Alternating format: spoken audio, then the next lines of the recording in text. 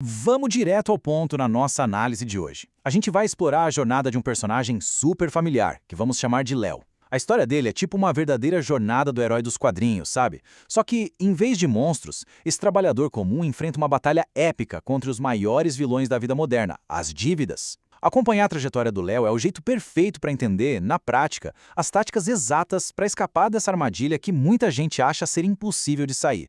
O cenário inicial dessa história é bem pesado. A matemática simplesmente não fecha. Mais de 50% de toda a renda do Léo é engolida pelas parcelas atrasadas e cobranças incessantes. É aquele dia a dia de cores escuras, sufocante mesmo. E com a corda tão apertada no pescoço, a grande pergunta que fica martelando na mente é: como exatamente escapar de uma prisão financeira quando todas as portas parecem trancadas com um cadeado? Parte 1. O prisioneiro das dívidas. Debaixo de uma verdadeira montanha de boletos, o sentimento do Léo é de paralisia total. E é aqui que a gente vê a principal arma usada contra ele: os juros altíssimos do rotativo do cartão de crédito e do cheque especial. Pensa nisso como uma bola de neve descendo uma ladeira. O que começa com um pequeno atraso atrai juros, e no mês seguinte tem juros sendo cobrados em cima dos juros anteriores.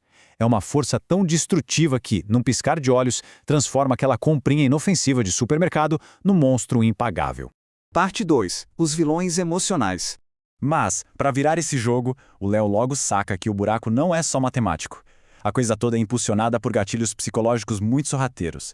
São 3 grandes inimigos dentro da nossa mente. Primeiro, a comparação. Aquele desejo incontrolável de comprar coisas só para provar algum sucesso alimentando o ego. Depois, vem o medo, que trava qualquer decisão e faz a gente perder dinheiro para a inflação. E por fim, a mais destrutiva de todas, a ganância.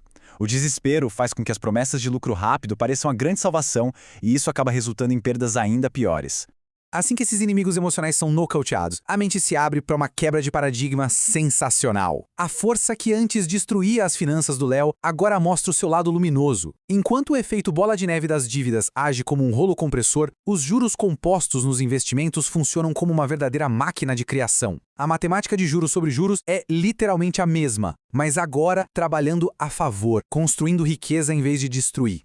Só que, no exato momento em que o Léo toma consciência e consegue estancar aquele sangramento das dívidas abusivas, renegociando os débitos, um novo obstáculo aparece no enredo. O abismo parou de crescer, beleza, mas a conta bancária continua zerada muito antes de o mês acabar. A mentalidade mudou, mas como é que se sobrevive à matemática diária das contas básicas sem cair no cheque especial de novo?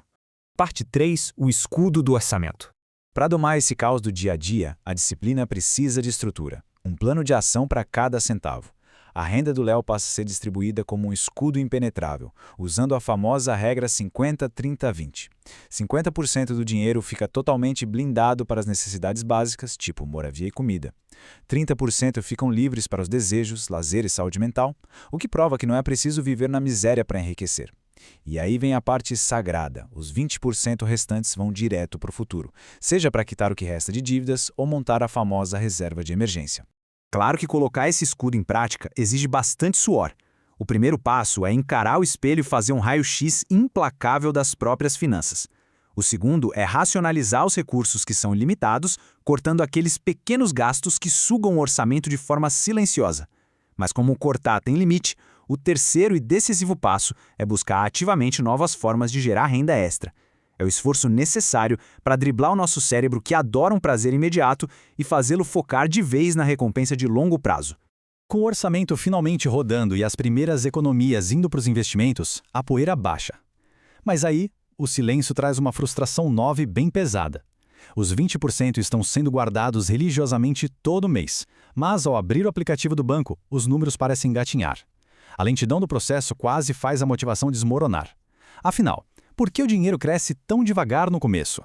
Parte 4. A mágica do tempo. Essa frustração acontece por causa de uma realidade super contra-intuitiva. Imagina só este número maluco, 63 quintilhões. Isso representa a grana que o brilhante matemático James Simons, que conseguia retornos anuais astronômicos, teria se tivesse começado a investir no mesmo tempo que o Warren Buffett. O Simons começou aos 50 anos, o Buffett ainda é criança. O que construiu a fortuna colossal do Buffett não foi só o rendimento mensal gigante, mas o tempo ininterrupto no mercado. A verdadeira magia é a consistência. A grande sacada é que a composição de juros exige uma paciência monumental. Funciona exatamente como plantar uma semente de carvalho. No primeiro ano, a gente mal vê alguma coisa além de terra mexida. Lá pelo ano 10, o progresso fica visível, já é uma árvore jovem. Mas são necessários uns 50 anos para criar algo verdadeiramente majestoso, forte e extraordinário. O segredo do jogo não são aqueles picos malucos de rentabilidade, mas simplesmente a capacidade de não interromper o processo ao longo do caminho. E durante esse longo tempo, crises, pandemias e imprevistos vão acontecer, é inevitável. Tentar viver como uma planilha fria, sendo 100% racional, sempre falha diante do caos da vida real. O que garante a sobrevivência no longo prazo é ser razoável.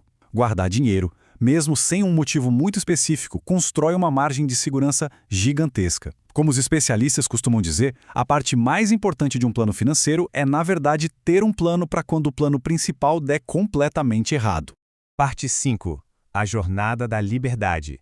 Depois de dominar os impulsos e entender a arte da paciência, aquelas cores escuras da vida do Léo finalmente dão lugar a tons vibrantes. Chegou a hora da colheita. Ele percebe algo super interessante. A geração em que nascemos altera radicalmente a nossa visão de risco. Quem viveu na época da hiperinflação enxerga o dinheiro de um jeito. Quem pegou grandes altas na bolsa enxerga de outro. A maior lição que fica é aprender a ignorar o ruído externo e parar com as comparações. A estratégia tem que focar exclusivamente no próprio caminho. Ao final de tudo, a vitória consolida um princípio que é libertador. O acúmulo de capital não é um fim em si mesmo, mas simplesmente o resultado de um gerenciamento inteligente da distância entre o nosso ego e a nossa renda.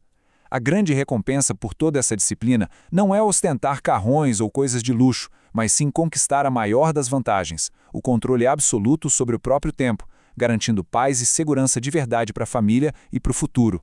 E para fechar nossa análise, fica a provocação brilhante do Morgan Housel. A verdadeira riqueza está nos carros que não foram comprados, nas atualizações de telefone que foram rejeitadas e naqueles ativos silenciosos que não param de crescer na conta. São exatamente essas economias invisíveis que concedem a maior de todas as liberdades, que é de acordar todos os dias e ter o poder de escolher o que fazer da própria vida. E aí, qual vai ser o próximo passo para começar a construir essa tranquilidade hoje mesmo? Até a próxima análise!